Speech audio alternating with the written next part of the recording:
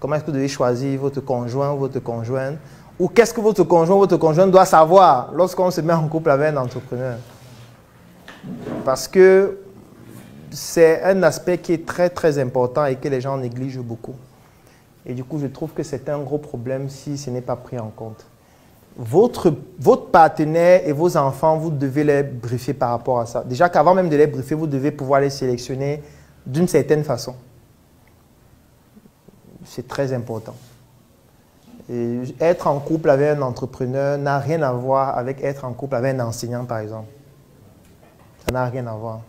Ça n'a rien à voir avec être en couple avec un fonctionnaire. Ça n'a rien à voir. Parce que quand tu es en couple avec un entrepreneur, que l'entrepreneur soit homme ou femme, il y a des réalités que tu dois savoir et ça doit être normal. Ça ne doit faire l'objet d'aucun conflit. Et si une seule fois ça fait l'objet d'un conflit, c'est que peut-être ce serait mieux que vous puissiez vous séparer le plus rapidement. Sinon, vous ne pouvez jamais tenir ensemble.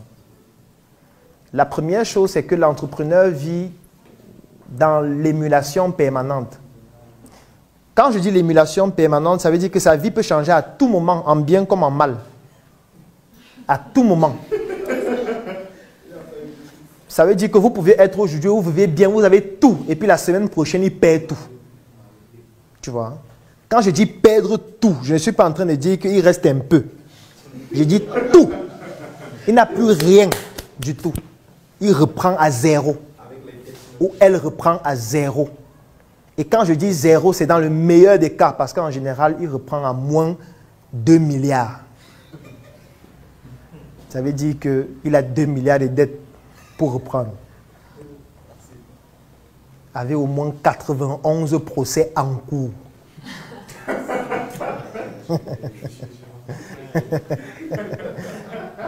Donc, chaque jour, on l'appelle, il y a un nouveau jugement qui est tombé, il y a un nouveau truc qui est tombé, il y a tel à qui tu dois encore, il y a telle dette qui vient d'augmenter, il y a un mandat d'arrêt qui est en cours de signature, il y a autant de choses. Donc, il faut que ton partenaire ou ta partenaire soit consciente de ça. Si elle n'est pas consciente de ça, il faut mieux la briefer au début. Et si ça ne peut pas fonctionner, il faut arrêter. Définitivement. Tu lui dis non, sans besoin d'explication. Et tu continues ta vie, soit seul, soit avec quelqu'un qui peut comprendre ça. La deuxième chose, c'est que ton partenaire ou ta partenaire doit savoir que vous n'allez pas vous marier en bien commun. Elle doit savoir ça le premier jour de votre rencontre. Tu vois, il faut en parler tôt, très vite. Ça veut dire que si vous vous rencontrez un jour au restaurant, pendant que vous êtes en train de manger, tu dis, alors chérie, tu veux qu'on se marie en bien séparé dans quelle ville? Bien séparé. Donc, de manière subtile, tu lui fais comprendre que c'est en bien séparé que vous allez vous marier, que c'est pour votre bien. C'est pour votre bien, pour une raison qui est simple, c'est qu'un entrepreneur est toujours endetté. Et les dettes sont aussi en bien commun. Donc, c'est pour ça que vous allez voir des femmes qui, lorsque leur mari meurt, elles croulent sous les dettes toute leur vie, jusqu'à mourir, alors qu'elles croyaient que leur mari avait beaucoup d'argent.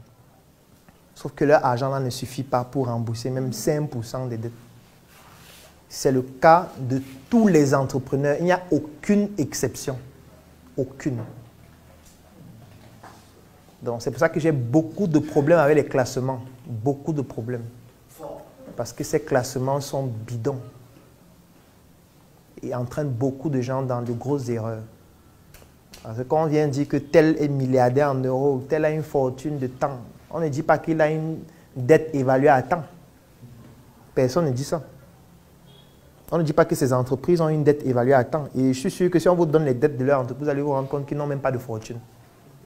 Ils n'ont même pas d'argent. Ils sont même pauvres. Ils sont plus pauvres que vous. Non, je vous dis, ils sont plus pauvres que vous. Si on prend les dettes, on met leur fortune, on met la soustraction, tu vas voir que plusieurs là ont moins 1 milliard, moins 830 millions. Plusieurs. Plusieurs. Parce qu'en réalité, qu'est-ce qu'on évalue? On dit qu'il est actionnaire de 5 entreprises. Ces entreprises ont une valeur de temps.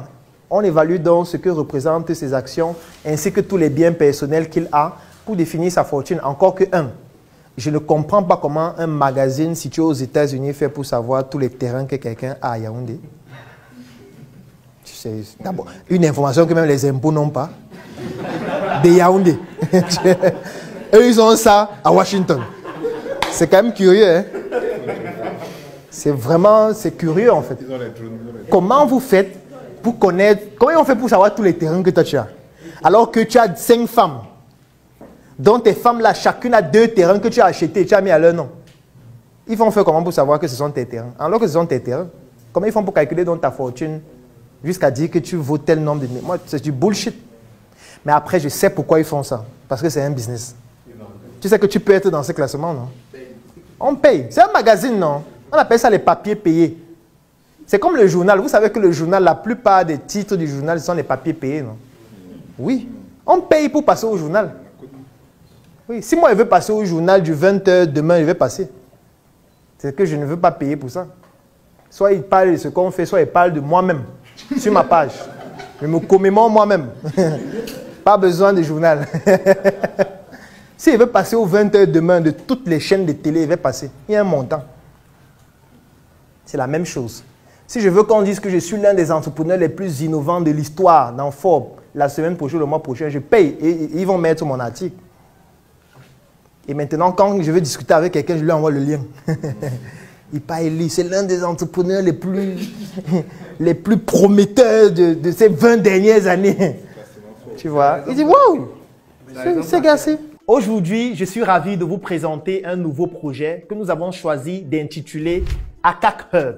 Il s'agit tout simplement d'une nouvelle étape du processus de croissance de nos différentes initiatives dont l'objectif est de centraliser toutes nos entreprises dans un seul lieu unique à Yaoundé.